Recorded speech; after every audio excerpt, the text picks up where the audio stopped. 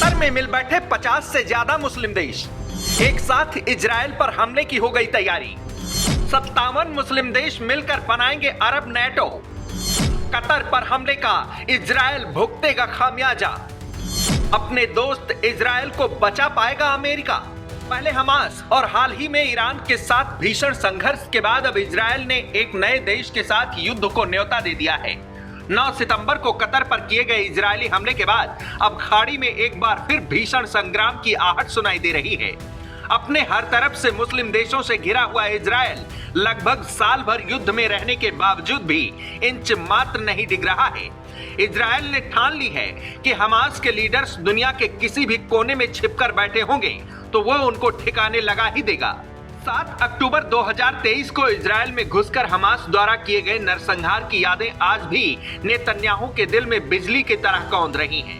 हजारों अपनों की जान गंवाने के बाद इजराइल के दिल में धधक रही बदले की आग हमास को लगभग खत्म कर देने के बाद भी अभी तक ठंडी नहीं हुई है। हमास के लीडर्स को पाताल में भी खोज कर मारने का बीड़ा इजराइल ने उठा लिया है और इसी कड़ी में 9 सितंबर को कतर में बैठे हमास के कुछ लीडर्स को इजराइल ने निशाना बनाया, जिसमें हमास के 5 मेंबर और एक कतरी सुरक्षा अधिकारी मारा गया था। कतर ने इसे अपनी संप्रभुता पर हमला माना और मन ही मन इजराइल को करारा जवाब देने का इरादा कर लिया है। नतीजा ये देखने को मिला कि कतर की राजधानी दोहा में बीते दिन मुस्लिम देशों के 50 नेता इजराइल के खिलाफ एक साथ खास बैठक के लिए इकट्ठा हुए। यह बैठक अरब लीग और organisation of Muslim cooperation OIC ने बुलाई थी और बैठक का मकसद कतर पर हुए इजरायली हमले का मुंहतोड़ जवाब देना है। इस बैठक में इजराइल को जवाब देने के अलावा एक और मुद्दे पर चर्चा की गई जो आने वाले वक्त में वैश्विक पटल पर एक बड़ी हलचल पैदा कर सकती है। बैठक के अंदर यह प्रस्ताव रखा गया कि सभी मुस्लिम देश नेटो की तर्ज पर एक नए संगठन अरब नेटो का निर्माण कर सकते हैं, जिसका मतलब ये होगा कि अगर किसी भी मुस्लिम देश पर कोई हमला होता है तो अरब नेटो में शामिल सभी देश उस पर एक साथ हमला बोल देंगे। बैठक से पहले इजराइल के कतर पर किए गए हमले की कड़ी निंदा की गई। सभी मुस्लिम देश यहाँ तक कि फ्रांस जैसे पश्चिमी देश ने भी इस हमले की निंदा की। ईरान के राष्ट्रपति मसूद पजेश्कियान ने मुस्लिम देशों से इजराइल के साथ रिश्ते तोड़ने की अपील की। पाकिस्तानी रक्षा मंत्री ख्वाजा आसिफ ने भी कहा कि इजराइल के खिलाफ जवाबी कार्रवाई जरूरी है।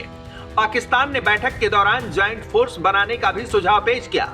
ऐसे में संभावनाएं प्रबल हो रही हैं कि शायद भविष्य में ऐसा कुछ देखने को मिल सकता है कि लगभग 50 से ज्यादा मुस्लिम देशों की अपनी एक ज्वाइंट सेना हो। इजराइल ने कतर पर उस वक्त हमला किया जब हमास की एक टीम गाजा में 2 साल से चल रहे युद्ध को खत्म करने के लिए अमेरिका के प्रस्ताव पर बात करने के लिए दोहा में थी। ऐसे में कतर के उस वर्चस्व को भी चोट लगी जो उसने पिछले कुछ समय में तमाम तरीकों से कमाया था।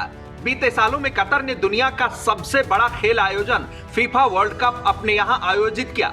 इसके अलावा अमेरिका तालिबान जैसे कई समझौते अपनी मध्यस्थता में करवाए। इतना ही नहीं, अमेरिकी सेंट्रल कमांड का हेडक्वार्टर भी कतर में ही है और हमास के लीडर्स को अमेरिका के ही कहने पर कतर ने अपने देश में पनाह दी। ऐसे में कतर की चिढ़ अमेरिका के लिए भी है कि अमेरिका की हर बात मानने वाले कतर को बदले में अगर कुछ मिला तो इजरायली हमला। अमेरिका और इजराइल की नजदीकियां पहले से ही जगजाहिर है और काफी हद तक स्वाभाविक भी है कि अगर इजराइल पर हमला होता है तो अमेरिका इजराइल के साथ खड़ा होगा। ऐसे में इजराइल को सबक सिखाने के मुस्लिम देशों के मंसूबे किस हद तक कामयाब होते हैं वो तो आने वाला वक्त ही बताएगा, लेकिन उससे पहले कई सवाल हैं। सवाल ये कि क्या अमेरिका मुस्लिम देशों के एक साथ हो जाने के बाद भी इजराइल का साथ देगा, और अगर अमेरिका ने इजराइल का साथ दिया तो क्या सभी मुस्लिम देश अमेरिका के खिलाफ भी मोर्चा खोलेंगे? क्या सभी मुस्लिम देश एक साथ मिलकर अरब नेटो के निर्माण के लिए सहमत होंगे? और सबसे अहम ये कि क्या सच में सभी मुस्लिम देश एक साथ आकर इजराइल पर चढ़ाई करने वाले हैं?